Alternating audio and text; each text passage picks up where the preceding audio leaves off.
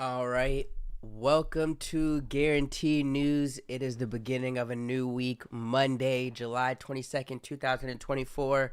And it feels like just like every episode of Guarantee News for the last couple weeks, this one is covering some breaking news, some historic news. I'll just get right to it. President Joe Biden officially dropped out of the race. So we're going to get into that. Now it's looking like the next person that's going to be up is Kamala Harris, or maybe not, but 99% it will be Kamala Harris. Trump had a campaign rally in Michigan, and maybe that campaign rally gave us kind of a little bit of a view of what the rhetoric or the game plan is going to be against Kamala Harris from the Trump administration. So we're going to cover all that today on Guarantee News. We're going to cover some of my opinions on the coverage of just everything around this, from mainly CNN, Fox. You can probably already know how I feel about Fox, or everybody knows how Fox already is. But there's some comments on CNN that I kind of just want to make and just get to. But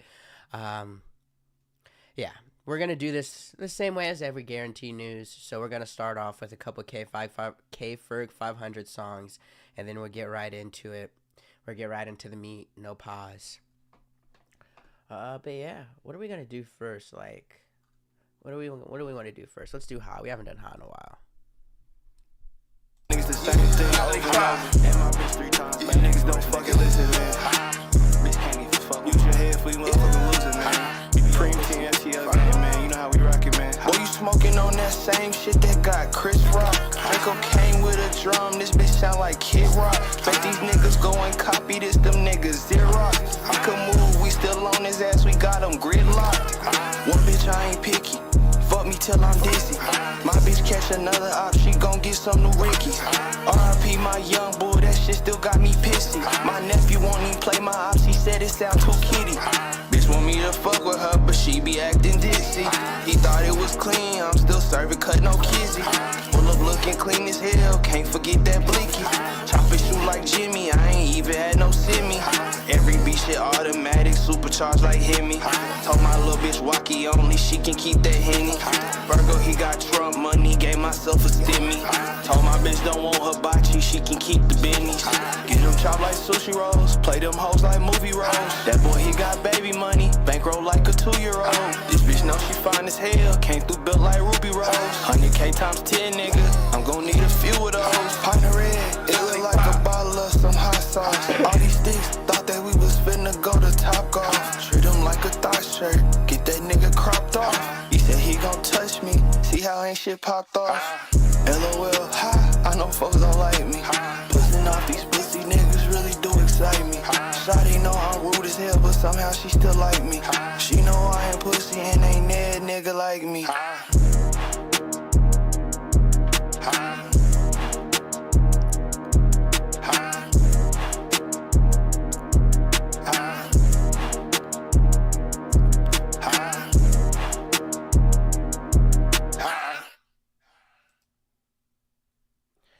All right, now we're gonna do one more song and get to it. I'm excited about today. We're gonna move fast with the opening songs. We're not gonna take forever for them.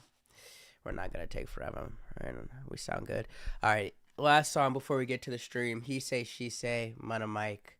Let's listen to this and get straight. As I'm in the midst of applying for residency right now, wish me luck. Grammarly has again been a... Bro, fuck their ad. You want to get an ad on Guarantee News, you pay for it. I tell Shorty don't call. I really had to tell Shorty don't call. Unless you bring the light skin friend with the curly hair. Yeah, that's what I like. Told little baby I'm a real nigga. Can't fuck with he say or she say. Man down, man down. I hit him with that AK. Gun down, run down. We caught that nigga broad day. Niggas gon' cap, they be acting like it's Broadway. Smoking on some cookie with that ice cream sorbet. Bad bitch with me and she look just like Lorray. Niggas they be losing cause them niggas never scoring. Load up the bus but we not going touring. She got a visa, not banking, she foreign. 223s and I ain't talking about Jordan. When I eat the chicken, only chicken eat is Jordans. Off-white ones, only time I wear Jordans. 500 gang drive like Jeff Gordon. Free my niggas that is still locked with the warden. Rich nigga on my fucking fit is your mortgage. On my fit, yeah, I spend it on your mortgage. She want me off Percocet, said that I got perfect sex. Rich nigga was born to flex since I was on VHS. Now my neck on BBS, got drugs like I'm CVS. Mama want a meal too, that's why I don't get no rest. That's why I don't even sleep, on the move, can't even think. I was all alone, but helped you out, look what you did to me. Had to leave you on, cause this shit ain't what it seemed to be. Addicted to the lifestyle, you look like a fiend to me. Benji's bleed, watch the doves cry. How does it feel to watch my love die? Took every risk for you, I did it, I don't know why. But now my hoes through the roof, talking sky high. Foreign after foreign, don't speak my language. We breaking law, we ain't cared if it's ain't shit. Niggas be fake, but this a different type fugazi. Cloudy your diamonds, why your stones looking so hazy? Smoke on that dope till I'm Chinese. I already need Visey. Swerving the coupe with the high beams. I do the dash like high speed. She drinking up like high C. Days low, don't try me. I'm on no boat, nigga, somewhere where your wife be.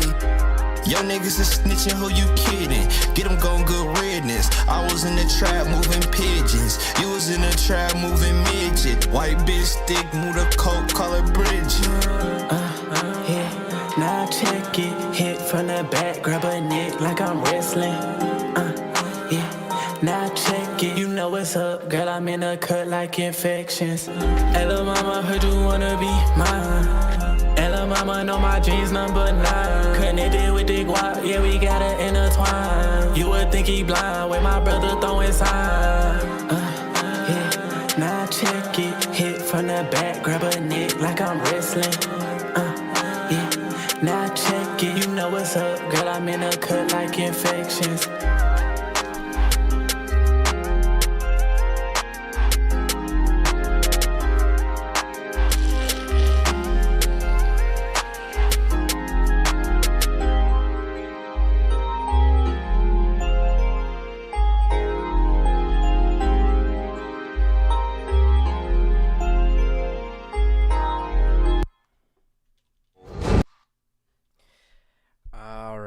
Let's see.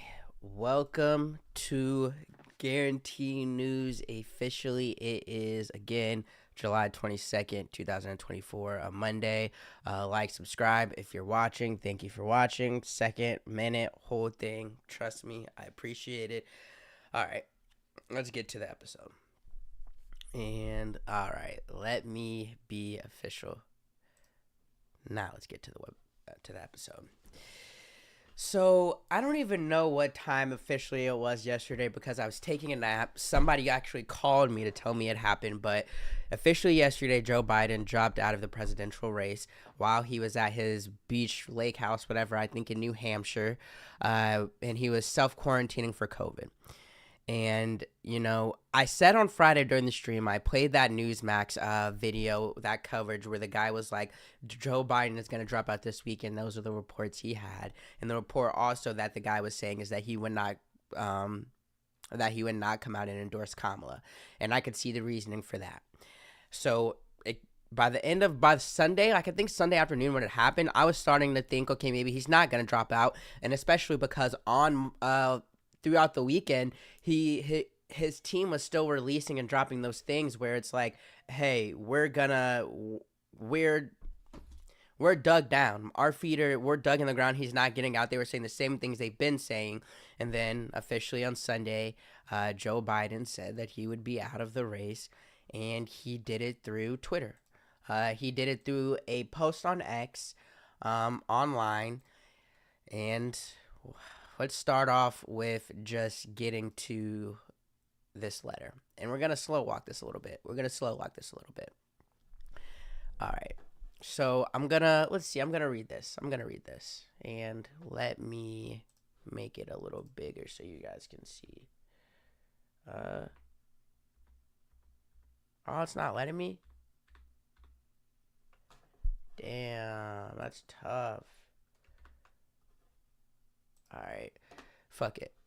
So we're gonna do it this way. Put my X back on here so I can read it. And then Joe Biden. Alright. So here's the letter that he showed. Joseph R. Biden Jr. My fellow Americans, over the past 3.5 years, we have made great progress as a nation. Today, America is the strongest economy in the world. We made historic investments in rebuilding our nation. This is 5 paragraph article, five paragraph thing. First paragraph, it looks like he's just talking about all the good things he did. I know none of this could have been done without you, the American people. Together, we overcome a once-in-a-century pandemic and the worst economy. So the first one is about all the things he was able to accomplish. Second one is thanking us, the American people, and saying he couldn't have done it without us. The third one, it has been the greatest honor of my life to serve as your president, and while it has been my intention to seek re-election, I believe it is in my best interest of my party and the country for me to stand down and to focus solely on fulfilling my duties as president for the remainder of my term. Okay, I will speak to the nation later this week in more detail about my decision. So the third paragraph is basically him saying he's officially dropping out. This fourth paragraph, it's just a single sentence, is important because he's addressing what everyone's thinking. Why did you drop this on a Twitter letter? And he's saying, I will speak to the nation later this week. For now, let me express my deepest gratitude to all those who have worked so hard to see me reelected. I want to thank Vice President Kamala Harris for being an extraordinary partner in all this work, and let me express my heartfelt appreciation to the American people for the faith and trust you have placed in me. I believe today what I always have, that there is nothing America can't do when we do it together. We just have to remember we are the United States of America. Okay, so that's the letter that Joe Biden put out. Went through all the things that he did as a president, thanked the American people for allowing him to be able to do it, but then saying he apologizes, but at this moment, he does not think he's able to, and let me not even try to get somebody to read it. I mean, let's see. I believe it is in my best interest of my party and my country for me to stand down, right? Okay. So it looks like he came to this decision over the weekend while in COVID, while alone, and it seems like it was made by himself, and once he made the decision, the ball on it started rolling really quickly. And we're at 12 minutes. I don't want to talk about this for more than 30 minutes, right? So let's just get to the quick reporting, right? So he had COVID, he was alone, he was self-isolating, talking to few people, which could be some of the reason why maybe he came to this decision, because as I've been saying for the last couple of weeks, it seems like Joe Biden and Hunter Biden were in his ear a lot, and maybe COVID was a way for him to get on his own, maybe talk to some different people, but mainly get on his own, think you're sick, and that you can maybe just have a perspective on life. Plus of all the things that I've been hearing from people is where Joe Biden is the type where, push him down, he's going to knock back up. He spent a lot of his life being underestimated, and he thrives on that. But he also thrives if you come to him and you're honest with him and you give him information and you give him something that he'll make the right decision.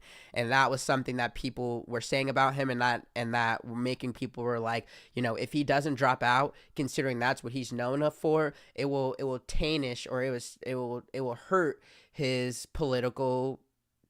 career, what people think about him, his legacy. That's the word I was looking for. If he doesn't drop out, it will hurt his legacy, because he's been known as this guy that is not like, it's my way or the highway. We're going to do whatever the fuck I want. I don't care about that decision. That while he was in COVID, while he was in himself self-isolating, he came to the decision quickly. From what I was seeing, I think he did it on like Saturday night is when he started telling his representatives that they could start drafting up everything for the letter that I just read through. Sunday, he announced it to the American people. Kamala apparently didn't know this was happening. A lot of the people back at the White House, because again, he's self-isolating with COVID, so a lot of staff and members didn't know what was going on. So again, this was a fast process that came kind of out of the blue. A lot of people are saying, why did he do it on a announcement on X? And to that, I would say, well, he's sick with fucking COVID. The Democratic Party that he's been with, completely pushed him fucking out. I mean, I don't think I should have to say that he didn't want to go out, but he felt like he had to go out, and it was probably the best thing for his party. Maybe not for the American people, but for the party moving on. Like this was like an unselfish move by him, but like he's probably angry, betrayed, hurt, sad, a human emotion, and it's clear Joe Biden has to be 100%, so he couldn't show any human emotions. So I get why you released this on a letter, where you're able to completely form and make how you want it to be and how you want to say. And then B, you can wait to say it out loud to when you don't have COVID anymore. Maybe you feel a little bit better and that you're able to lie better, to be frank. I mean, he's pissed, obviously, I would assume. So coming out on anything in front of the White House at his house and doing like a live or something to announce this, I think would have been a bad idea. Bear with me. I'm about to blow my nose. Bear with me.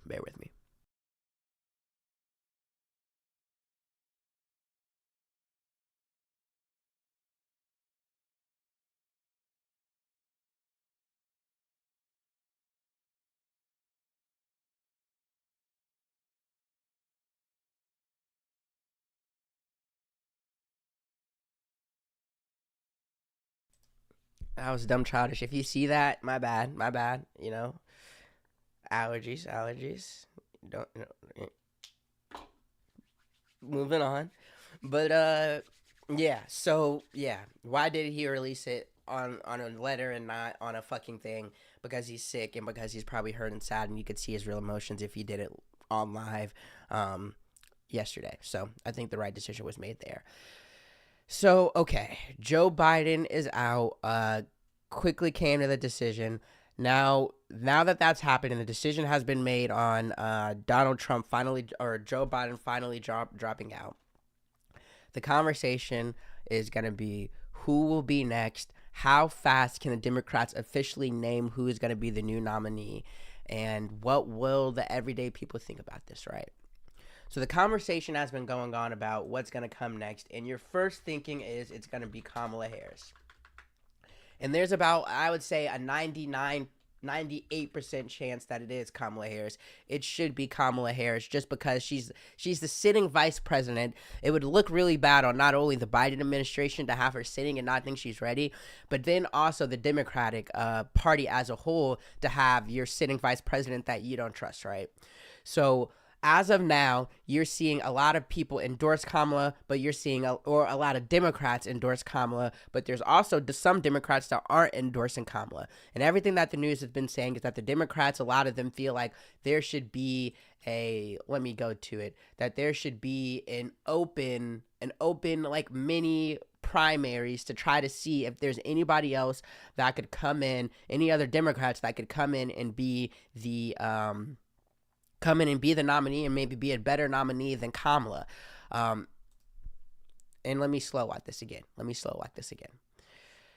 So there's a congressman, Dean Phillips, who he's been saying, because my thing with this, and I said this on Guarantee News on Friday, is that, you know, if you're going to come in and you're going to say we need to get rid of Joe Biden, I think that's a terrible fucking idea because the Democrats are so unorganized. But if you're going to do it, on Friday I said, let me put myself in their position. Like, Joe Biden is old. He probably will die. He shouldn't be the president, right?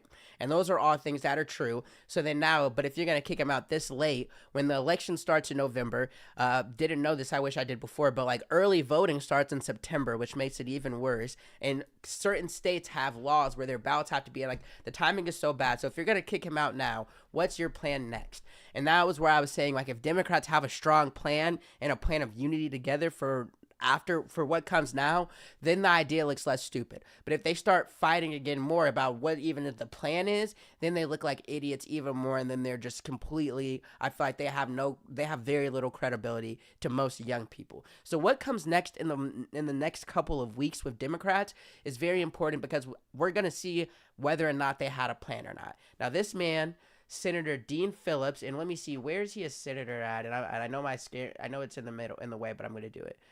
I know my camera's in the way, but I'm going to do it. Minnesota. Okay. So he's a senator in Minnesota. He has an idea for what he says Democrats should do to basically pick their next candidate. He doesn't think that it should just automatically be given to Kamala, but he does think it should be her. Well, I won't even say he says he does think it should be. I think, because I saw him talking on News Nation last night, he says he believes it will be her. That doesn't necessarily mean that he, of course, wants it to be her. Now, let me read. He put on a tweet. He did a tweet yesterday on X, and he said, and let me make this bigger. Why is it? Okay. All right. And this is what it is. Conduct a straw poll among Democratic delegates of potential candidates. Invite Kamala Harris and the top 3 other vote getters to a series of 4 televised town halls of audiences of delegates before voting at the convention. Transparent, competitive, and as Jim Clyburn argued, a great audition for vice president. Okay. So this is what he's saying he wants. Okay. Now let's get through this. So conduct a straw poll among Democratic delegates of potential candidates. So it's over 2,000 Democratic delegates. I know one of them in Indiana. Shout out to him. I'm not even going to say his name on his stream, but shout out to him. He's awesome. This guy, Dean Phillips, is saying that there needs to be a straw poll of Democratic delegates of potential Democratic candidates that could be the nominee, right? Then he's saying the top 3 voters should do a series of 4 televised town halls. The top 3 voters, and automatically Kamala, she gets an automatic bid, so it's a total of 4 people. She gets an automatic bid to this, and I'm assuming because she's vice president and she's the one getting so much of the backing right now. So her and the 3 top vote getters from the straw poll of Democratic delegates should do 4 televised town halls with audiences of delegates, so the 2,000 delegates, so not just common voters, before voting at the convention. So let's see, when is the Democratic Nationalist Convention? When is the Democratic Convention? Monday, August 19th, 2024. And so let's just go through this, because at first, just hearing this idea, it makes sense. This is good. This is all the things that he says in this last one. It's transparent.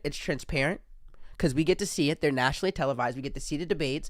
They're straw polling against Democratic delegates. These are the people who picked Joe Biden pretty much, even though let's not get into that, the primaries before, but these are the people who, you think they should be picked. They're not picked by, just random people, but they're picked by Democrats that are educated, that are smart, that are dealing with these things like, okay, transparent, competitive, because, okay, Kamala's not going to just get it. She's not going to be given to her. She's going to have to debate against people, and the people against her will have to debate against her. It's going to give her a chance to work her muscle, show her muscle, and kind of show that she's deserving. And Kamala even tweeted, like, I plan to earn this. I don't want it given to me. That's a big conversation, is that she's just not shoot in, that she earns it, that she speaks to the American people and all that. So competitive. And a great audition for vice president, which is true. There's 4 people up here. You don't win. You get second place, and second place maybe be the vice president pick if you do a good job, and you work well with the president. I mean, that's what happened. How Kamala got picked. I'm not gonna say she got second place, but she did whatever job you want to call it during the like when Joe Biden and everybody was trying to decide who was going to be the presidential nominee in 2020, and it ended up being Joe Biden, and Joe Biden picked Kamala Harris, but Kamala was also running for president then. So, maybe that is a great audition for vice president. Now, here's my problem with this.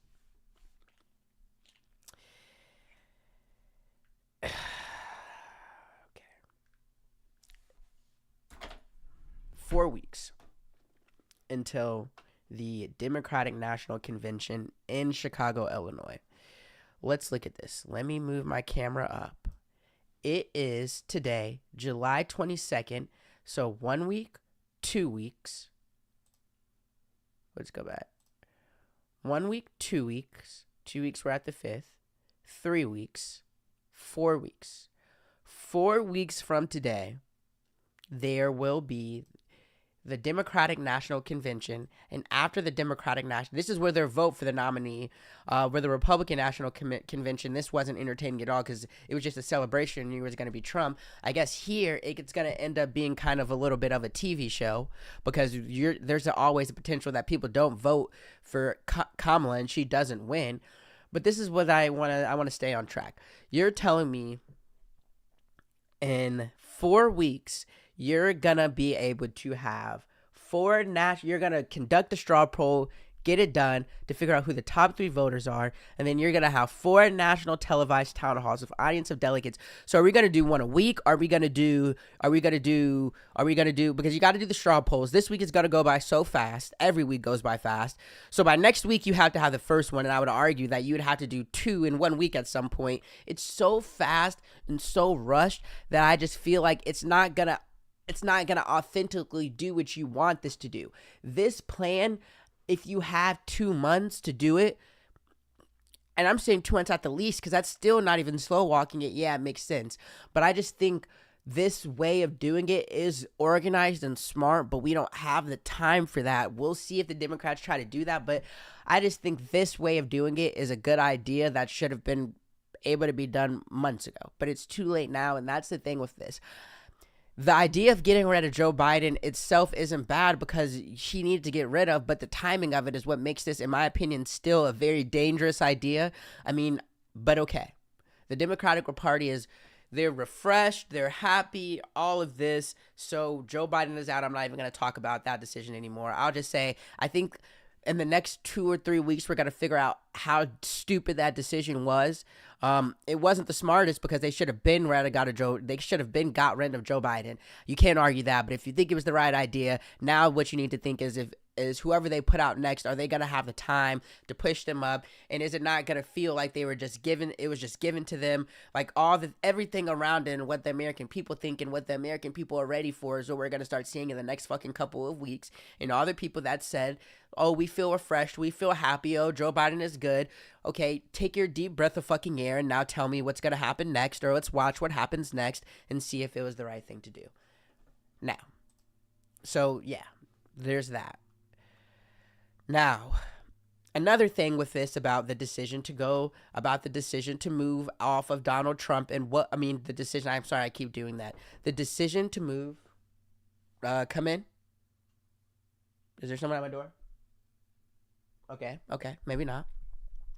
So next, the decision to get rid of Joe Biden, what would come next? Let me see. Alexandria, senator, I think what is AOC? Is she a congresswoman or a senator? She's a U.S. representative. Let's see. All right, so she serves for New York's 14th congressional district since 2019. Alexandria Ocasio-Cortez, AOC. Can't pronounce her name. I apologize about that. But she had an Instagram Live. Okay.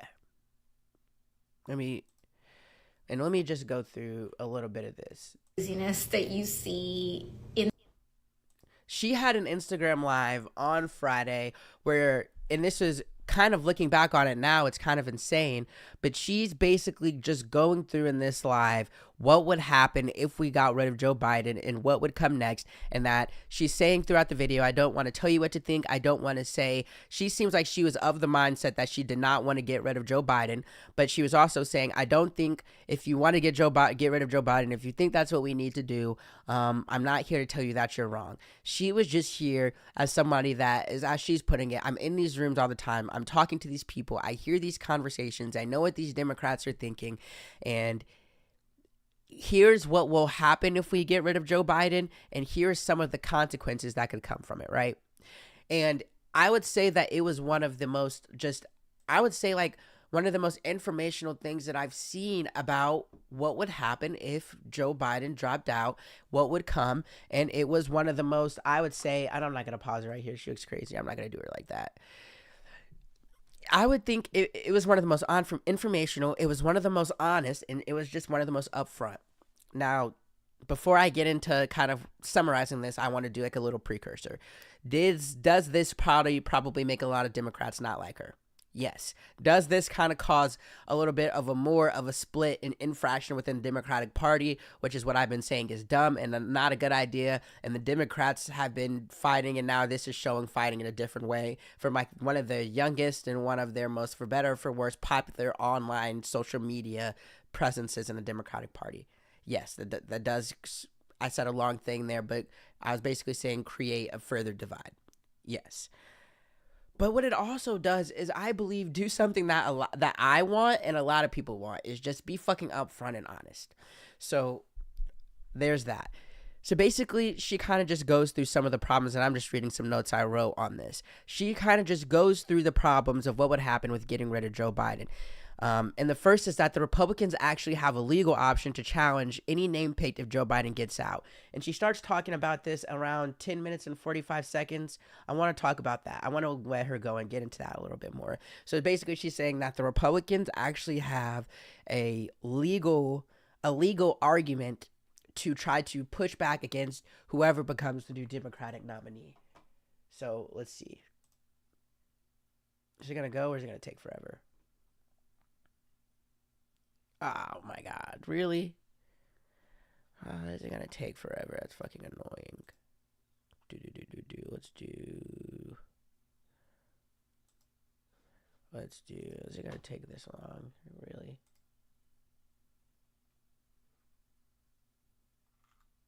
Can you fuck with me? By the way, what's really fuck with your boy? Fuck with your boy.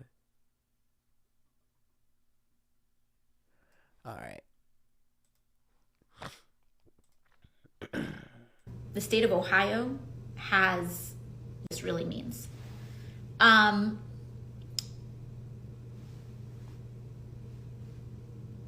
Democratic convention is in, 4 weeks or so? The state of Ohio has legal ballot access issues that require a name to be enrolled and certified on their ballot even before the convention. And that's not because of Democrats, that's because of Republicans. And to people, there are some people that quibble and they say, oh, well, that's not really true because they actually passed this other law that allows the deadline to change. That law that allowed that deadline to quote unquote change also gets enacted and enrolled something like 60 or 90 days after passage, which now puts us in a legal gray zone. So whether you think it's above board or whether you don't think it's above board, I can tell you that it is guaranteed, and it is virtually guaranteed, and it has been confirmed by the Republican Speaker of the House that Republicans are already preparing legal challenges to any name change on the ballot that may happen, occur, arise, or be possible. And so for us, I want us to, opening this conversation, I think it's important for us to consider the stakes, okay? Before you even get into the merits, talk about the stakes. If this is And that's, wait, let me get in. What's she going to say? even something that can be opened, right? Okay, so obviously it's something that can be opened because it already happened. And she's saying that the Republicans is are already putting in legal positions that whoever is named, they would try to push out. Okay. So there's the legal possibility that we'll see if that comes. And you can believe her or not believe her. This is just, this is there's the whole conversation that everybody knows how AOC is seen online. And I saw her in this way too. But as I've started doing more research on her just since watching this, just the two that I just looked into her for a couple of hours and seeing the work that she actually does and listening to this. I feel like she probably is very, very liberal too much liberal to where I probably wouldn't agree with a lot of the things. But just like everything with social media, they of course exaggerated. But I'm gonna take her at face value that there is a potential for there legally to be put in place things that can keep whoever the name on the ballot is, make their life harder, especially the longer that it comes out. So with that Congressman Dean Phillips guy kind of going into the, we need to do these straw polls, and then you have this video of AOC where it's kind of well, whoever, this is a timing thing, there needs to be the new name on the ballot, and even if there is a new name on the ballot, the Republicans can challenge it. That gets back to that conversation of the timing. How able are we, what's the percentage of it being realistic that, you can actually get rid of Joe Biden, put in a new name, and it doesn't cause any problems legally with all the states that have their own specific laws and rules for where the ballots have to be completely done.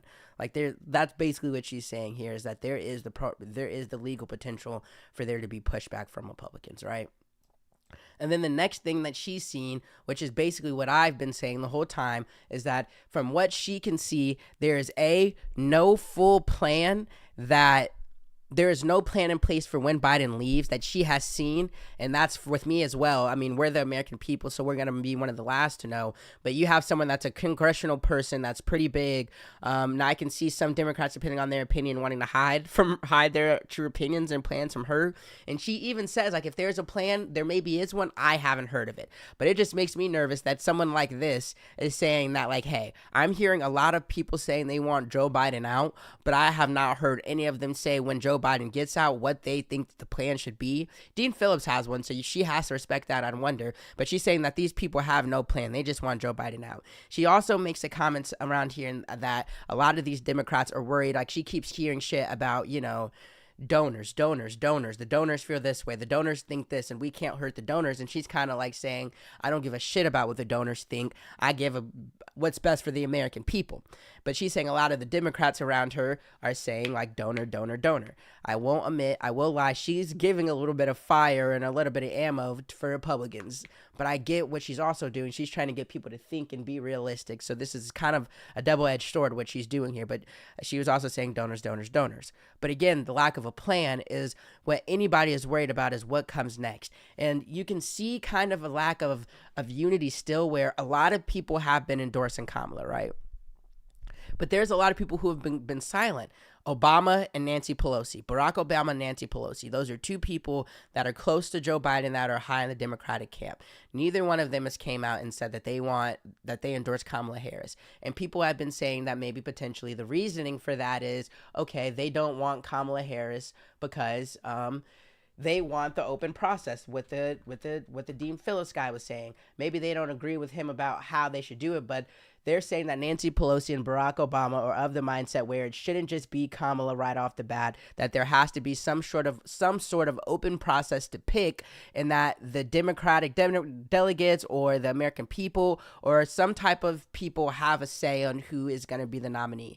When you have Barack Obama, Nancy Pelosi, and others not endorsing Kamala, it does kind of aid to that, like, you guys have no plan, and that you guys don't have the time to do this open and free thing that you guys should have done months ago. And that's what AOC is saying. And I think the fact that you don't have people like Barack Obama and Nancy Pelosi just coming out and endorsing Kamala, I think it adds to that lending of, do we really have a plan?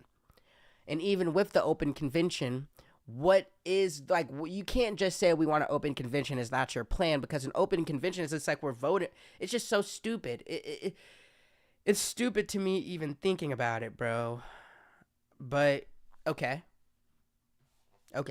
We went over the AOC thing, but I think it's just the thing that I wanted to really highlight with, like, the AOC with that live that I was showing is just that, like, this is a major Democratic person that is saying that we shouldn't do this, and that she's seeing that they don't have a plan, and that there's legal actions that can be in take that can stop the Democrats, there's legal actions Republicans can take that can stop the Democrats from being able to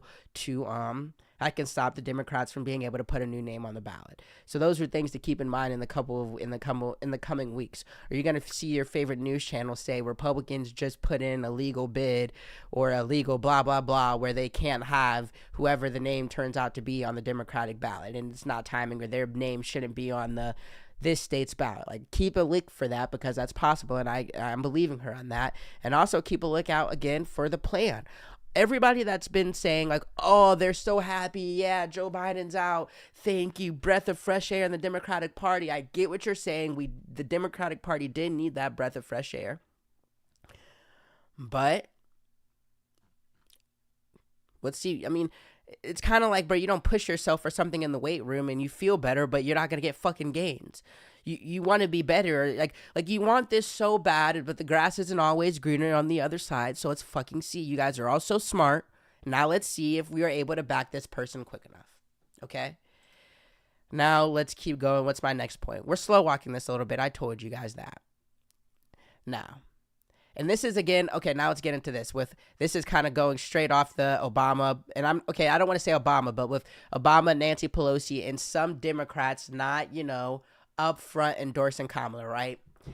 And AOC said this in the live too. She said this straight out. She said, if you think that all these people calling to want Joe Biden out, all these Democratic House members and senators that are publicly coming out and saying they don't want Joe Biden, and the ones that are like texting senators or texting journalists but not coming out and saying they want Joe Biden out but not coming out publicly, if you think they all of the same mindset that it should be Kamala's, you would be wrong. And if you're all of the mindset that they want the same person to be it, you would be wrong. And that's not even something that you have to take AOC's word for. The last 24 hours could tell you that. There has been a lot of Democrats and a lot of people who have endorsed Kamala, but there has been people who haven't said a word. There's people that could potentially come out and try to run against her in this open thing. Like, there's no plan. And there's no, I keep saying that word plan, but there's no full sure person that's going to be. And the conversation has been that there is a lot of Democrats that are not ready for a black woman to be at the top of the ticket. There's a lot of Democrats that not only did they want Joe Biden out, but they wanted the whole entire Joe Biden regime out, which includes Kamala Harris. So she should be off the ticket. There are Democrats, high-ranking Democrats, and Democrats that wanted Joe Biden out who said that. So that kind of gets into that reason of, what are we doing this for? The betterment of the Democrats, of the American people? Or are we doing this for the betterment of that personal Democrat who maybe wants to be president themselves, who is just worried about getting reelected and doesn't really want, like what is the reasoning for that? Maybe they're just old white men and racist, and just or a little, I won't use the word racist, but they're old white men. What old white man do you know that is going to be 100% happy with answering to a black woman as president of the United States, especially when they feel like it's them? Like, there's Democrats that, of course, could feel that way, and that do feel that way. I'm almost 100% comfortable standing on that, right? So you have the Democrats that maybe don't want a black woman at the top of the ticket. They just want Joe Biden out, all of that. But then there is the conversation of, no, I'm not going to get there yet. So, okay, let's get next. I guess the main thing that I'll say is this, is that Democrats need to have their nominee picked by the day after the Republican National or the Democratic Convention ends. It ends on Thursday, August 22nd. On Thursday, August 22nd, Friday, August 23rd, if there is not a clear fire voted person, I think there's no way there's not, right? I think, honestly, that it should be who it is before the Democratic National Convention, so that convention can be a thing of unity and celebration of that person, and not an argument or stuff seeing on live TV of who it should be. But I'd say the latest the Democrats have is August 23rd to pick who the nominee is. But I'm even still saying that that's fucking late, and that if they don't have it picked by August 23rd, I mean, I think they have to. We can say this comfortably. By August 22nd, we would know who the Democratic nominee is and how, but the look to that is what's going to be how it looks, okay? Now, next thing, but I will say that, one of the reasons Joe Biden got out is because a lot of donors were saying, it wasn't the polling numbers, I don't think, and it wasn't the fact that he thought he couldn't be president. It's the fact that the Democrats absolutely pushed him out. They made him look like a shit show. They lost all hope in him, and donors were leaving. And to go off of that, donors have said, or since Joe Biden completely put that letter out, it's been 24 hours. The Democrats, like grassroots foundations for the Democrats, have raised almost $50 million. So that's good, right? So that's a little tidbit I want to say. So, a lot of donors and fundraisers. I wonder how much, what's his name? Who is the Democratic donor?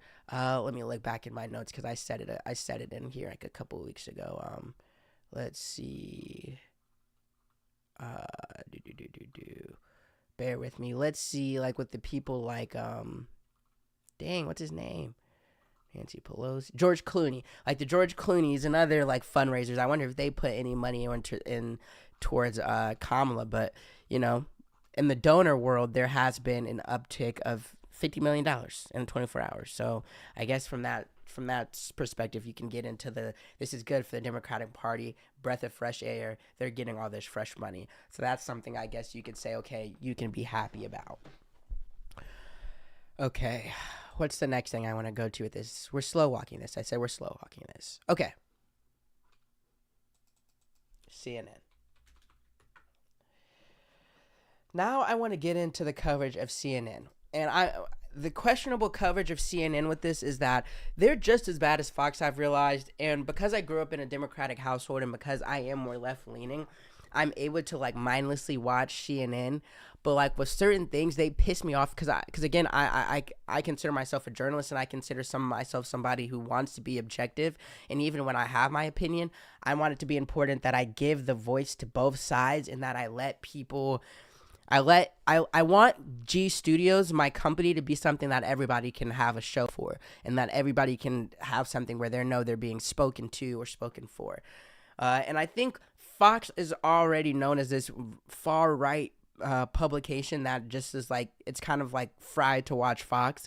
CNN isn't as to the left, but they're not unbiased in the middle either. And I think they're for the Democratic Party, and what side of the Democratic Party is the question, because even within the parties, there's multiple things. I mean, Republicans no more. It's the Trump thing. It's the Trump party.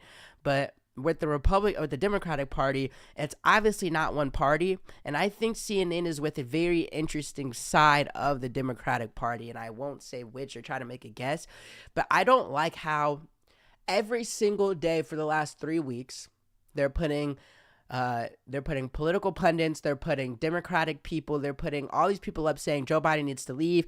Everybody wants Joe Biden out. Joe Biden is bad for the presidency and he needs to do these things.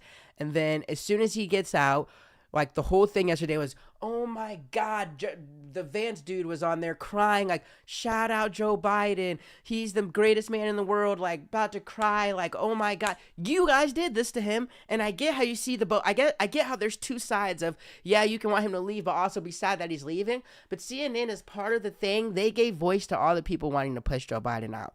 And they gave voice to the show that's about to be put on for the Democratic Party on who's going to be picked next and all the shit that's going to be talked about Kamala and all these different conversations. Hold on, I gotta do this because this is gonna bother me. One moment, I gotta kill this spider.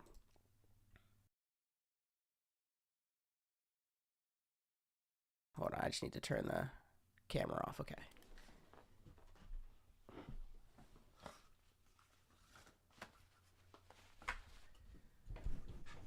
Damn, this is fast pussy. Shit. Damn. And that bitch was big. Where'd it go? Is my microphone still on? I can't tell. That bitch was big and fast. Fuck, I know. Pause, that was crazy.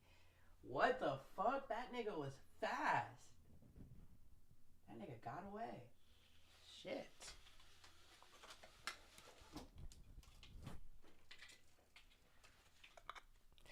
Golly. That nigga was a fucking track star. Okay.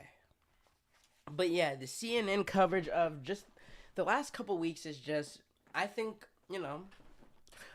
I would say it's very, just like Fox in a lot of ways, but I would say it's very, very fair to say CNN is more about a check than more about being a news and being about a news publication that's for the Democratic Party and wants the best for the American people and believes that the Democratic thought process is the best for the American people, and they want to get that thought process out to people in the best way and in the most safe and objective way. I do not think that's CNN. I think CNN is literally just the Fox. It's Fox, and they don't historically get the that view or that conversation spoken about them, but they're so biased towards the left and they do so much reporting that I think is just, at least for the past couple of weeks, that I just wonder if it's just for views that you're trying to get, like you're trying to just get views to get money, which is obviously your job, or if you're trying to tell information and report.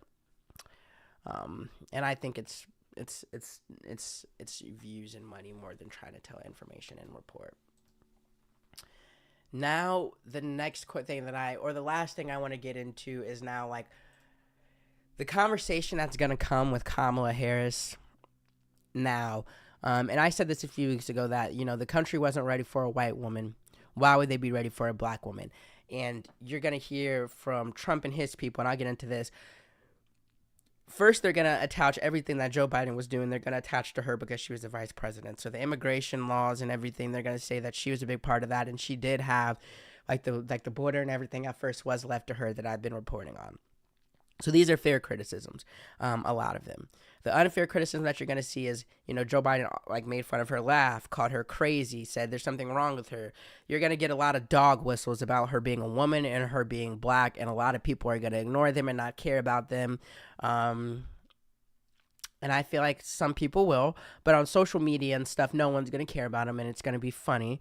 And they're going to talk, and you're just going to see a lot of people show themselves as tad bit racist and a tad bit misogynistic. Women and men too. Another thing that you're going to see is black people, probably black men, show themselves as misogynistic and show themselves that they may hate black women a little bit and that they can't vote for a black woman. You're going to see that a lot. Now with Kamala, I'm not going to, again, I want to be objective. There's a conversation of when she was running before, for president, when it was starting to come out that her time as a senator, that, or at her time as, I forget what she was, let me see, I don't want to say, what was she? I just want to see more, because I want to get this right. American attorney, she was the attorney general, okay. Senator, attorney general, so you're going to see, or not, let me continue with what I was going on. There is the conversation of her as attorney general putting a lot of black men in jail. And there is a thing that needs to be said about older black women and the hate that they can have for, not even older black women, but there is a subset of black women who hate black men. That is very true. And there is a conversation on if Kamala is one of those, if one of those black women. And I'm laughing because I don't want to start this misogynistic conversation. Because as a black man, I feel like it's important for me. I'm not going to come on my platform and just talk shit about a black woman, especially one that's trying to make history and be the president of the United States. Unless I get facts and I know, or I see, or I hear, I'm just not going to do it based off of my own opinions and being misogynistic and whatever things I have in my head. I'm not going to just, yeah, Kamala laughs weird. Yeah, I have my feelings about Kamala, but on this platform, I just think it's a bad look and it's fucking stupid. And it's what a lot of people are going to do. And maybe black men with a platform, but on Guarantee News and GS Studios, on my platform, when my face on it, no, I'm not going to just talk shit about Kamala Harris on the just simple, stupid Twitter tropes that you see or the 2-second videos. If I get on here and talk shit about Kamala Harris, I'm going to have an article. I'm going to have some proof. I'm going to have something that I want you guys to see or that is newsworthy, not just common tropes. Okay? Now, the conversation... And there's the fair criticisms and the unfair criticism, right? The criticism of the laugh and not speaking and we did it those are funny unfair criticisms and you're just on Twitter and you want to laugh. She's crazy, the things that everything that a lot of the things that Trump is going to say that is going to get people going, but those are just unfair criticisms and they're based in racism and misogyny. What she did as attorney general, what she's going to do for the country, her policies, her ability, her putting a lot of black men in jail potentially for wrong reasons potentially, those could be fair criticisms. And I want to show this video not because I feel like it's fair criticism and not because I want to put voice to this, but to show the self-hate that black people can have for each other, how we can harm ourselves, how we don't come together, and how niggas can just be fucking out of their minds in sort of a way, and just the way they talk, how we talk about each other. But let me just do this. And only a black man could speak about Kamala in this way without it just being seen as just outright blasphemy. So this is why the only reason this nigga is able to get this old ass nigga is able to get this off. But let me just show this as what is about to come in the coming weeks about Kamala Harris. What's going to be talked about her. Imhoff in there. You know who Imhoff is? No. Yes, you do. Who? Mrs. Imhoff. Vice President of the United States, who goes by her maiden name, Miss Kamala. Kamala Harris.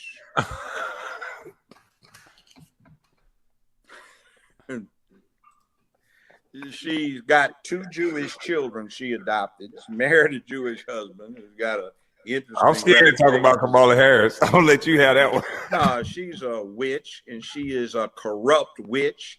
She's been corrupt her whole life, and she. I'm not even gonna play the rest of this because this is crazy, bro. This is just like the hate, and then like this is the thing about this, bro, of how angry this old ass nigga is, bro. Who's Judge Joe Brown? Well, first off, this is Kwame Brown, bro. If you don't know who Kwame Brown is, nigga, like, bro, Kwame Brown, he just says just crazy shit, incendiary shit for views, right?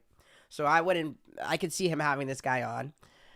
I'm happy he's like, I'm not gonna say anything at least. And then Judge Joe Brown. Who is Judge Joe Brown? Judge Joe Brown. I was like, who is this nigga? He looks familiar. He's a fucking TV judge, bro.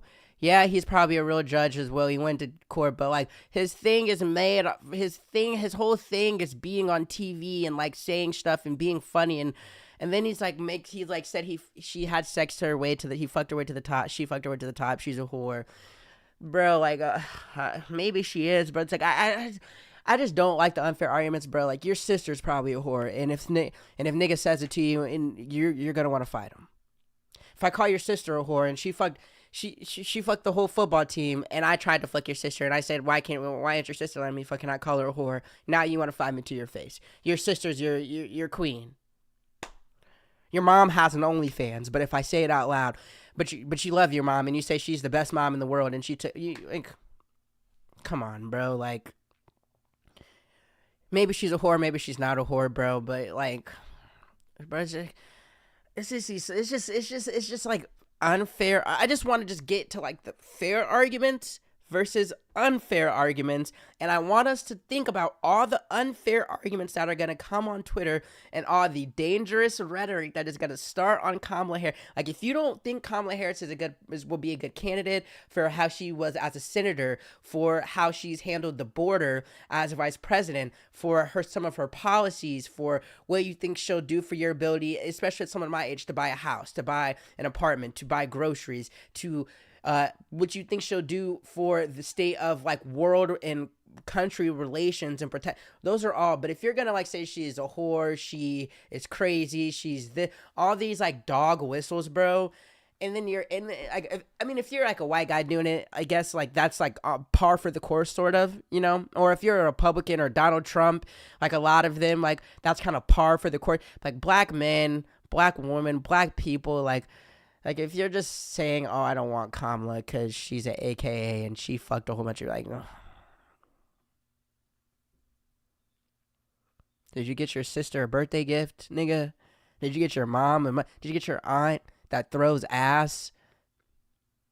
Probably, nigga. Like, niggas like this, bro, probably tried to fuck or something, and she probably was a whore, and he didn't fuck, and now you're just gonna, for 20 years later, just talk about her like this when she's trying to be the first black woman president of the United. Like, this nigga's a TV judge, bro.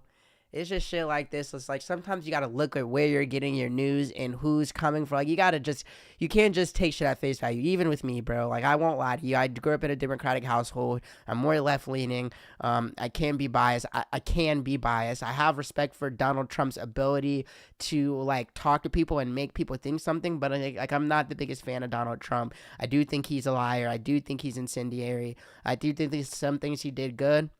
Like I have my biases, but I promise you, my job, I feel like when I come up on this show and talk about like the hard news, pauses to be objective, but like I can tell you most people aren't, and this guy's not being objective when he's talking about her like this, and your friend down the street who's calling Kamala a bitch and a whore isn't probably being objective either. Now, if you're saying like facts and stuff, okay, and I'm going to find the facts and I'm going to speak to them. And if there's shit that needs to come out about Kamala that's bad, they're going to come on Guaranteed News. But what I'm not going to do is just dog whistle and just say random fucking bullshit about it. No. Look at me, bro. Look at me. Look at my face, bro. Like, I'm not going to do that, bro. Like, no. And I just want you guys to be prepared to know that you're going to see it. And don't be surprised when you see it. Okay.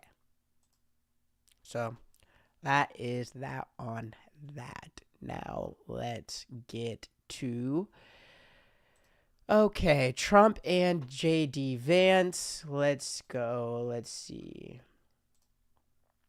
All right. Oh, and I do want to say Kamala Harris will be speaking to the American people for the first time as the presumptive Democratic nominee at 11 o'clock today. So we'll be talking about that on Wednesday for sure on Guaranteed News, but that's going to be big. I'll be watching that, and you probably should be too, because that's going to be important to see what she says about that.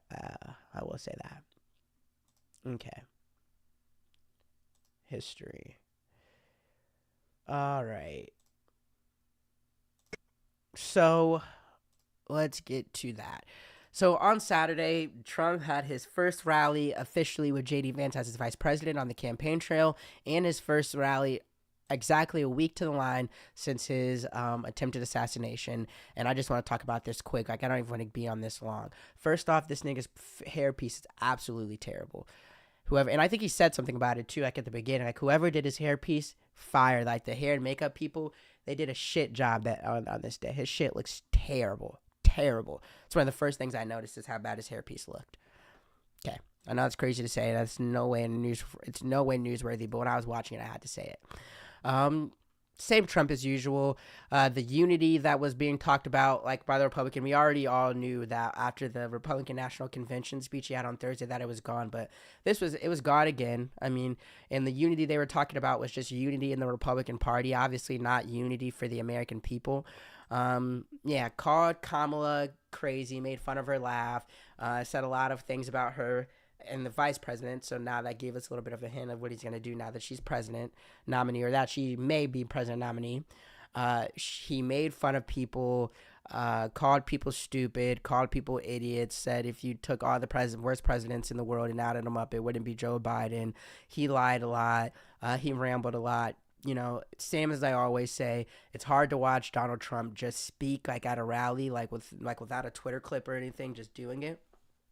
And the thing about Trump that's like just so interesting is like clips and everything, like he's so entertaining and funny, but like when you watch him again, I say this all the time, when you watch him for like 30-45 minutes just pure talking, you can just obviously see how many lies he said. It's just kind of hard to watch, but he is very entertaining. But just like presidential nominee, like watching him from that gaze or those eyes, it's just like this guy's fucking weird.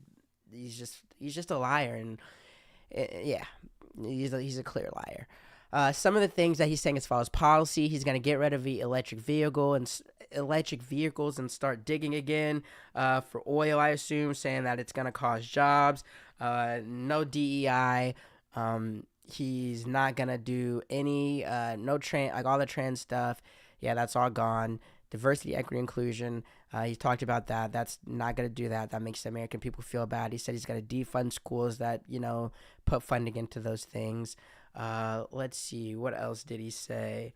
Again, said he has nothing to do with the 2025 project, and that he's more in the middle in the 2025. He compared them to like the far left liberals. They're the far right Republicans, and he says he has nothing to do with it. Says some of the things in there, it's pretty crazy. Again, you believe that if you want. If you believe that, though, you're a fucking idiot. I really do believe that. If you think Trump has nothing to do with the 2025, but again, he claimed that he has nothing to do with it. Let's see. You just said a bunch of shit, bro. It's Trump. It's the same Trump, bro. It's entertaining. They're clip farming. And when you listen to it for a long time, it just sounds like a bunch of just mumbo jumbo. But and JD Vance didn't speak at all. But yeah, I mean this rally becomes a little bit like kind of like who cares now that what happened like the day after, because he would have said everything completely differently. But now just expect Kamala. Let's see how many women jokes in like black. Like I want to see if he totes that line of how fried he's gonna be with Kamala, because that's gonna hurt him. Because we're doing it with another old white man is one thing, but like a black woman, like some people aren't gonna like that. Like it's gonna look weird to do like this old white billionaire talking about like a black woman. So we'll see how much he does that, or if he tries to like just stick to the policy and the real arguments. But this was just the same. Like there's no like new fancy good thing. He insulted people and talked for an hour and 30 minutes and went off script clearly. Donald Trump as usual. I just am covering it because I feel like I have to. All right, let's get into sports. We're gonna talk about sports today, and I'm not gonna end the stream. Like I feel good right now. I'm not doing anything else. We're gonna talk for a little bit. We're gonna talk. So WNBA All-Star Game was the WNBA All-Star Game was on. Let's see, was on what, Saturday. Team WNBA beat USA basketball team 117-109. The star of it was Enrique Ogunbowale. She absolutely dogged. Let's see, Enrique Ogunbowale All-Star Game stats. All right. So yeah, Enrique Ogunbowale. I think she won what? I think she won like the All-Star Game MVP, as she should have. She had, let's see, 34 points. 34 points all in the second half. And let's read this. Over the final 10 minutes, she went 4 for 8 from the field and 3 for 6 from deep to finish a game best 34 points off 10 of 20 shooting and 8 of 13 mark from 3, 6 assists, 2 steals, and 3 rebounds in 31 minutes. And all her points were from the second half. She absolutely dogged, stud, stole the show. Enrique Ogunbowale. She plays for who again? The Dallas Wings. So shout out to her. Let's see. Angel Reese had a double-double. Angel Reese. And I think, does this have I guess I could just go to ESPN. But, like, let me see the, WNBA game box score. Like, I want to see the score in the box score. Like, damn. I know I could have went to ESPN. I just was being a little lazy. Who cares about Team USA, these hate-ass bitches?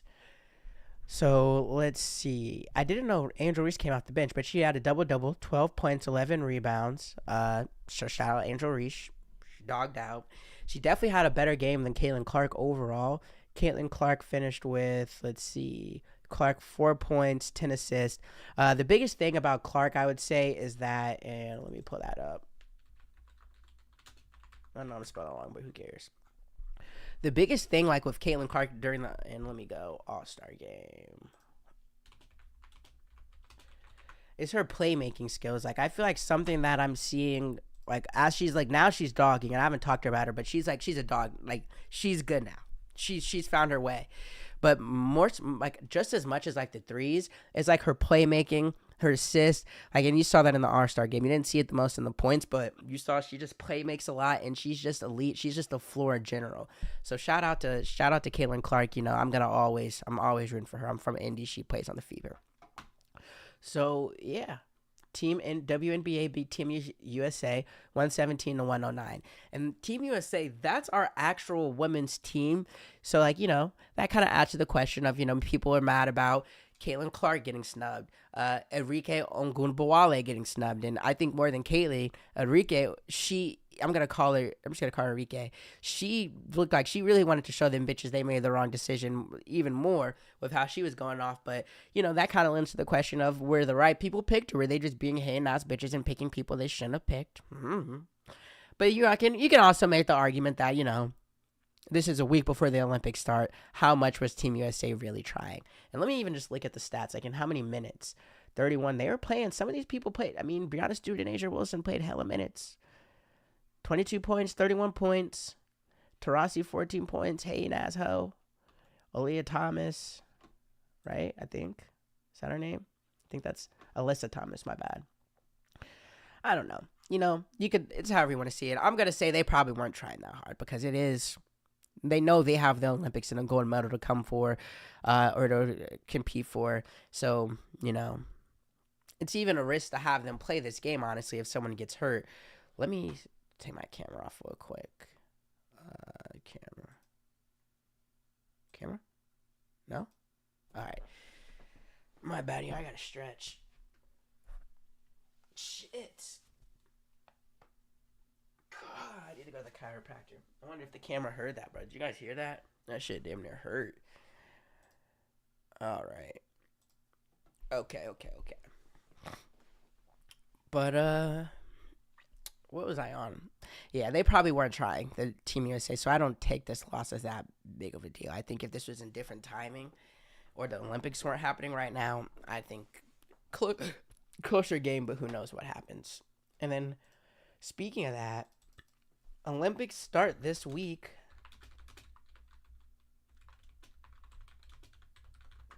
And Friday, July 26th to Sunday, August 11th. So it's like a couple of weeks.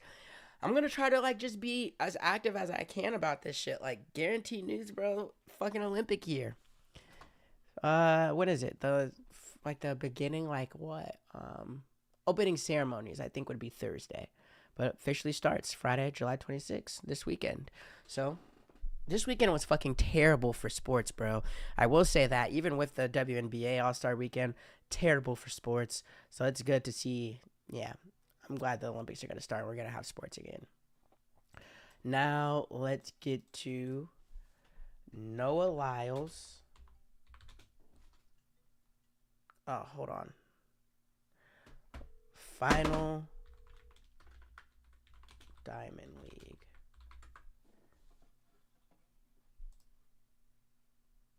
Hello? Hi, this is Cheryl. Please leave Oh, bro, what the heck? How do you call and immediately... I hate when people do that, bro. Hold on. Let me see what's going on. I'm going to multitask, though, but yeah. So, over the weekend, Noah Lyles won and then wins 100 meter and personal best in the last Diamond League before before Paris Olympics. And I think I have the video. Hold on, actually. Something more important's coming up.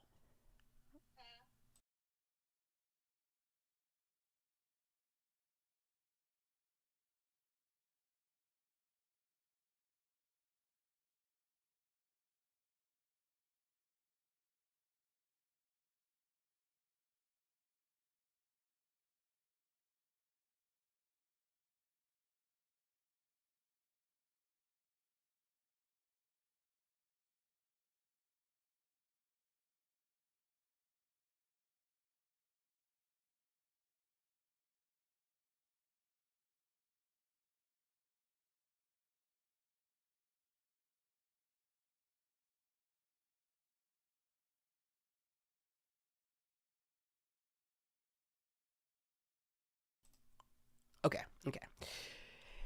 So, Noah Lyles wins 100 meters and do I have the microphone back on? Let me see. Okay.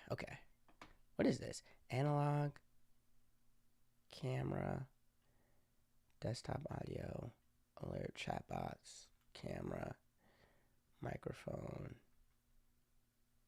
Huh. Okay. All right. I didn't even know what that was. So let's just show this and actually computer. Let's show this because it's exciting, you know. Big Dog Noah. This is the final Diamond League performance of the year. So Diamond League, and I only know this from watching the sprint show, it's like kind of like a league. It's a good test to see where he's at right now. Not all the best players and all the people that he's gonna run in the Olympics are in this. I don't even know if it's any, to be honest with you. And considering this is like so close to the Olympics, there's probably a lot of people that didn't race, like because of injuries, because of, you know, the Olympics are a week away. Fuck this Diamond League where it usually would be important. Hold on.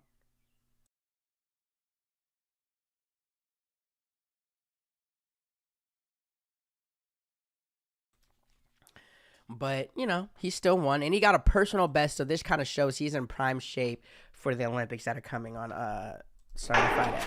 Well, a good start from Lyles. Also going really well, Tobogo leading the moment. Here comes Lyles, though, easing through, going well on the inside. Timbina, but Lyles is going to take it. And that did look very easy to him. And the thing about sprint is that, like, you have to, like, if you know, He calls the 200 meters his wife and the 100 meters his mistress. Like 200 meters, he's not gonna lose. He's a dog in that. 100 meters, he came into 100 meters, and 100 meters again with track. Only know because I watch sprint is where the dogs is at. So a year ago, 2 years ago, 3 years ago, well, even if he's winning the 100 meters and doing great, which he was, it's impressive and it looked hard, and he's nervous about it. This looks disturbingly easy. Like, this looks easy. Like, he's the 100 meter. He may have 2 wives now, where it's like the 100 meter may turn into his wife instead of his mistress.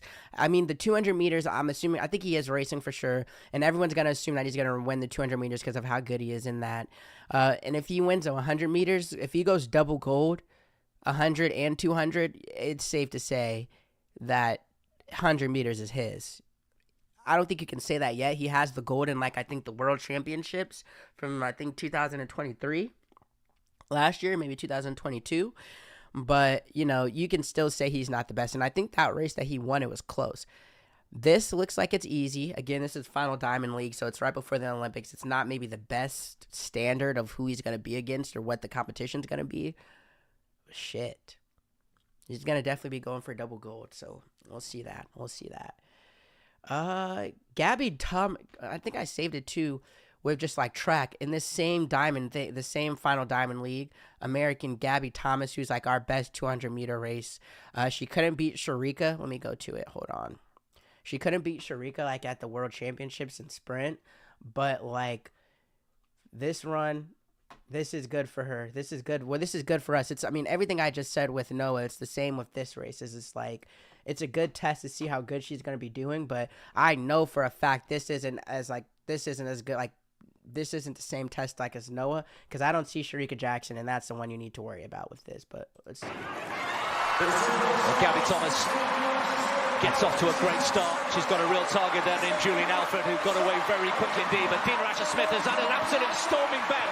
Asher-Smith has stolen the line. It's like going back to old times. Nita's coming back at her as well.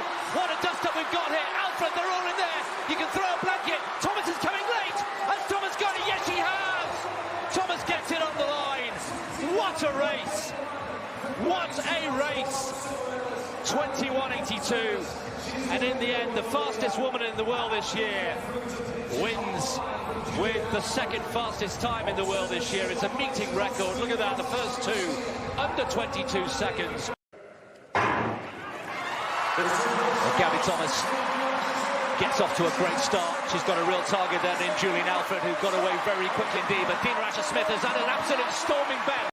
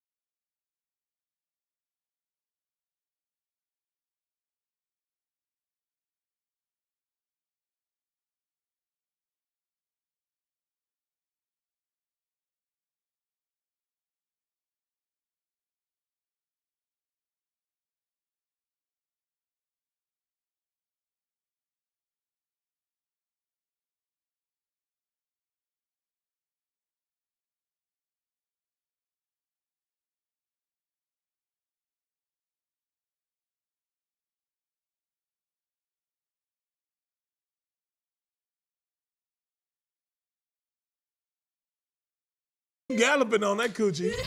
Could have been records. We in Memphis, baby. Back for a new season of auditions. Hey, this ain't fighting without me being involved. As y'all know, the more who make it through the ranks of this, the more people we could put in the house for Could Have Been House Season 2. You a book of all trades. What the is this little man? Feel your way out of here, brother. I need some and some digits. I'm fine. You'll be about 23 when you get out this contract. Yeah! These my artists. They're gonna take pipe if I say so. You thought getting the deal was gonna be easy? Go! Next! We gotta get out of here safe. One of them got booty lips. This could have been records. You with us for life. Everything tastes like fruit on me, baby. I wanna see what fruit it is. Oh, big y'all introduce it. What the Get him the out of here. Damn! It's like that. Now let's see who got what it takes. What's up, man? What's going on? Man, shit. What's your name? Teaser, Jay. Teaser. Biggest Mac in the city. Big Mac for Gotta sure. respect the Mac and get smacked. Biggest Hey, young hey, Big hey, Papa hey, showstopper. hey. Fuck you talking about? Hold on, Big Mac sauce. Okay. Why they call you Big Mac? Matter of fact, I already know. What do you come to do, brother? I come to rap. All right, let's hear it. You know I'm tipping her hoe, I ain't tripping. I get the money, then bitch, and I'm dipping. You play in their face, that ain't the mission. I'm in my bag, getting it to riches. What made you do the Wiz Khalifa patch on the side? Shit, I've been doing this shit since 2019.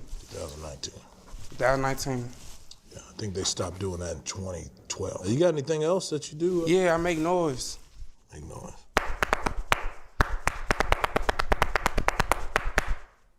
Appreciate you, brother. Thank you, man. Let's see you way out. All right, man. Big Mac.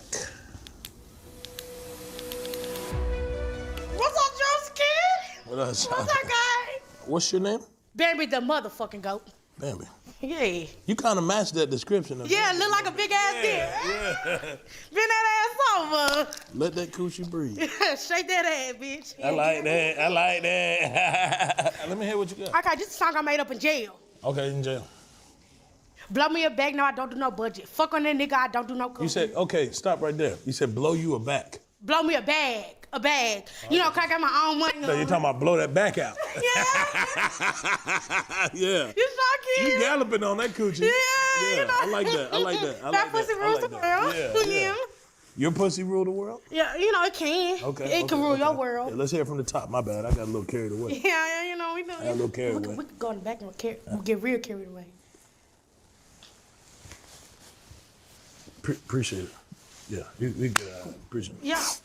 Yeah, it's time. Don't do me like that. It's that way. Juski. Appreciate that, mama. Nah. Thank you so much. I really try to suck your dick from the back and make your asshole clap, though. Yeah, appreciate that, Black. Asshole. Juicy need to stop playing with y'all and give me that dick. No, we go fuck later. Matter of fact, get her number on the way out. I don't want her to leave without getting that. I don't want what she talking about. My dog. How you been, bro? I'm good. Good? What's this right here? So, hey, I'm an artist. No, it's not even about that, brother. What's the reason for you being with the black kid? He's the hype man, bro. Hey, what's going on? What type of shit y'all running over here, man? Hey, bro. Hey, listen. You got him shucking and jiving. We got something to bring. You got hold. Yes, I ain't hey now, yes, brother. Sir. Yes, sir. Hey. I'm on your side. Yes, sir. Yeah. You got him shucking and jiving and shit or something? Hell nah, bro. What does he do for you? He's the hype man, bro, and he's my homie. I realized before I left, I had my microphone off for I think the last 2 minutes. All right. We still got some more time. This is going to be my longest stream. Because I'm going to really start forcing myself to talk about more than just the politics and shit that I've been talking about the last couple of days, but the last couple of weeks. But all right, back to that. Yeah, what is she running?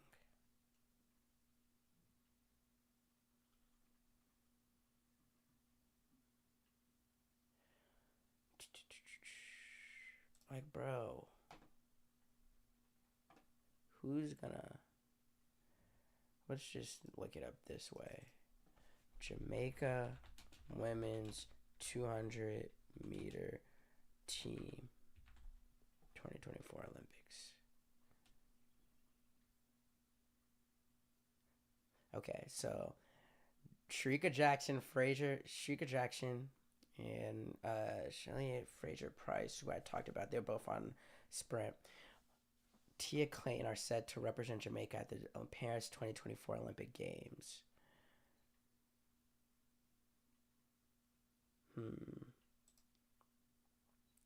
Sharika Jackson breezes through 200-meter prelims at Jamaica's trials. Sherry Ann Fraser Price, DNS, don't know what that means. A night after winning the 100-meter, Jackson cruised in 206 with today's top time. The Shirley Price 36 did not start. Both Jackson and Fraser Price are set to resume. Okay, so let's see.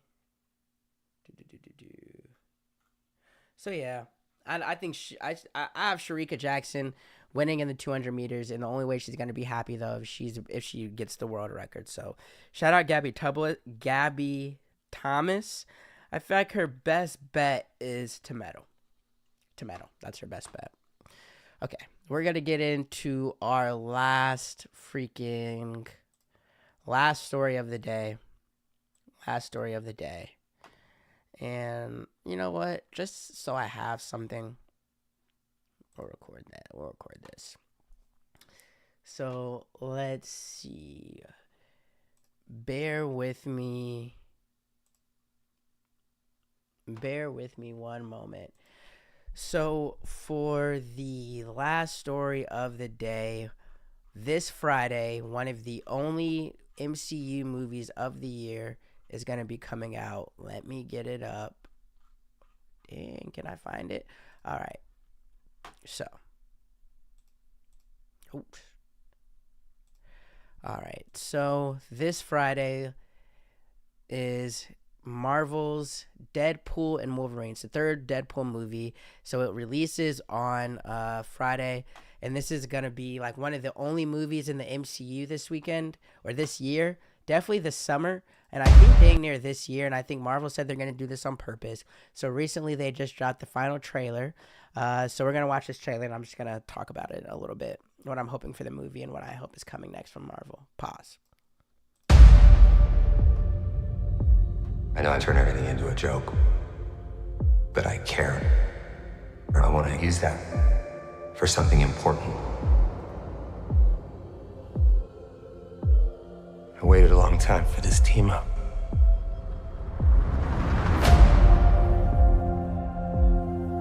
In my world, you're well regarded. You were an X-Man. Fuck that, you were the X-Man. Shit. The Wolverine. He's a hero in my world. Yeah, well, he ain't shit in mine. Scott used to beg me to wear this suit. So did Storm and Beast. But I couldn't have him thinking I wanted to be there. And it was too late. It's only 9 people, but my entire world is right here in this picture. And I have no idea how to save it alone, but you know how to save them.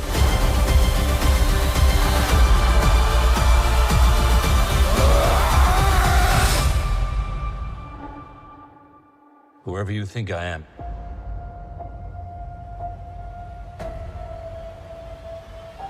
you got the wrong guy.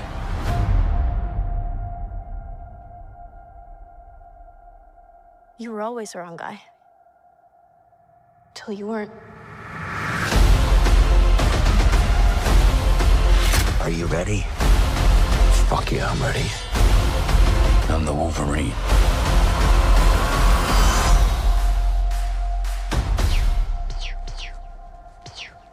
Stop it.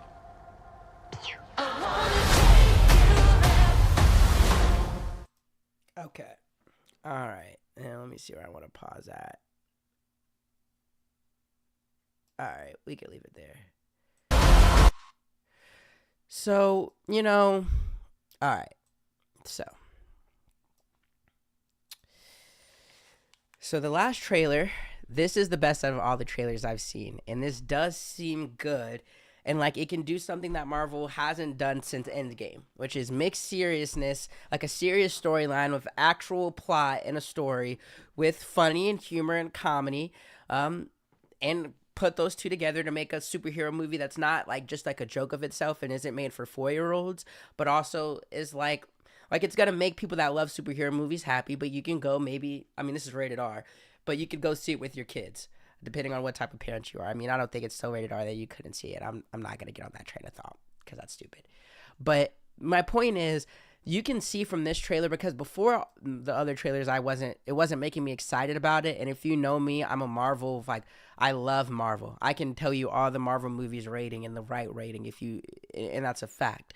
But that being said, since Endgame, the Marvel has gone like this. And I said, like, after Thor: Love and Thunder that I'm not excited for any Marvel movies anymore. So, like, I wasn't excited for this at all. And considering that, like, Hugh Jackman's Wolverine literally, like, used to be my favorite superhero in the world as far as movies. And I'm scared that they could potentially ruin one of my favorite characters. So I wasn't excited for this movie. This trailer kind of makes me excited. The other trailers, I think, focus more on, like, the humor and the comedy and, like, the fanfare, like, kind of like Spider-Man No Way Home. It's like, oh, we get to see Wolverine in the MCU of Deadpool, like, fanfare. And, like, that's all you get. Be happy about the fanfare. This, like, trailer kind of makes me think I may go see it this weekend on Friday night, just because it shows the seriousness. Some of the clips, like, I can see where, like, there's actually going to be, like, maybe some dialogue that matters, and maybe where the movie will try to take itself seriously while also still joking. So that's what I'm hoping for. Like, take itself seriously. Obviously, I want good fight scenes, and don't, like, lean into the jokes too much. Now, I can say I'm not expecting too much from this, though, because, again, I haven't expected anything from a Marvel movie, and I think now with Marvel, being excited is, like, the great way to get your feelings hurt. But this looks like, and again, with it being the only movie that Marvel is dropping this summer, which is a good thing, you don't have to drop all the fucking time. This could potentially make me somewhat of a Marvel fan again. I'm still a Marvel fan, but, like, MCU fan, I guess. It could make me somewhat of an MCU fan again. Now, with this movie, like, announcement came out from Kevin Feige that this is the beginning of the mutant saga, according to him, and all the movies that come after, like, this are in the mutant saga. I think that doesn't, like, officially say they're, like, done with the multiverse saga and King and everything, but hearing that, because I think it was some interview, you know how, like, the week before a movie, like, all the cast and people do, like, the interviews and stuff, right? And I think he said it in one of those interviews. That makes me then again, like, before I was, like, this excited for the movie, then the trailer, like, right here, and it being a week away got me to, like, here. Then, and I'll put my hands up. Then, like, that announcement from Kevin Feige made me, like, right here for, like, the movie and just the overall what's going to come next with Marvel. Because the whole thing with since Endgame is it's like they don't know what they're fucking doing. They're just throwing shit at the wall and seeing what sticks, and nothing's sticking.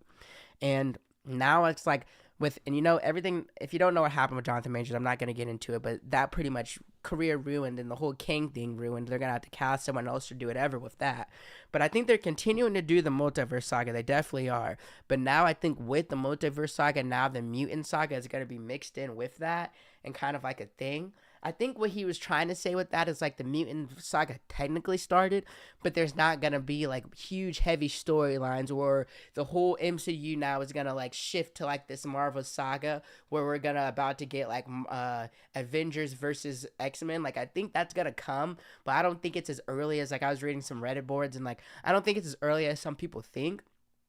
I think, like, at best, they slow walk it, and the mutant saga comes after the multiverse saga, and maybe that's what starts. Because the multiverse saga has been shit for most of it, and they have no plan. And maybe by kind of slow walking the mutant saga, which is what I think they originally did, Marvel had, like, the slow walk theme to get to Endgame, which was the 20 movies and everything and how they introduced everyone. I think maybe they'll slow walk mutants because the X-Men is so many characters, it's so dialogue and story driven that it's like, it's almost impossible to fast pace the X-Men's like a mutant saga without looking disgusting.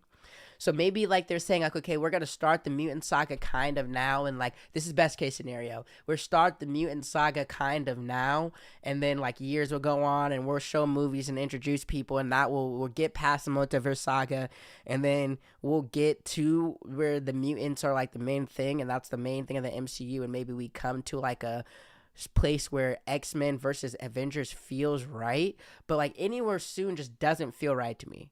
It doesn't feel right to me. Worst case scenario, this is the old Marvel that we've known for the, not old Marvel, but this is the Marvel that like all MCU fans have known for the last 2-3 years, and they're just sticking something at the wall again. And if this movie turns out to be good, we're gonna just see random mutant movies that don't make sense or aren't good, are trying to be funny and don't want to be serious, don't respect the character drivenness of X-Men and everything like that. So it's like this could go two ways. Like they do the mutant series the right way and they're just introducing it now for it to be a long ways away, or they're going to introduce it now, kind of mix it in with the multiverse saga, make it this weird jumbled thing where you're going back and forth and there's no clear cut role. Like that's up to you what you think it's going to happen.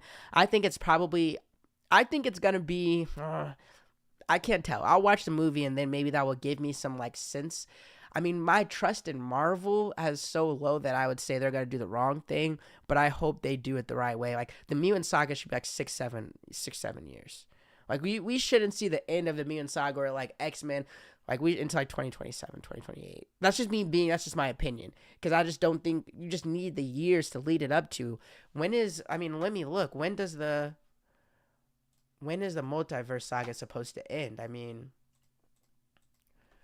when does the Multiverse Saga end? Phase 6, the Fantastic Four 2025, and will conclude with Avengers 5 2026 and Avengers Secret Wars 2027. Secret Wars Avengers is 2027. I don't know how you do anything big like X-Men, like big, like humongous. Maybe you do like your first X-Men movie, or maybe like you do some things before 2027, but you can't conclude a mutant saga or like anything like that before 2027. Especially with Avengers Secret Wars being set for 2027. And that's hoping nothing gets pushed back and everything stays the way that it is on the MCU timeline as of now. But, you know. And then Fantastic Four coming out, you know, because, yeah. The Mutant Saga should be beginning, and they do have to say that. Oh, I found that motherfucker. Hold on. And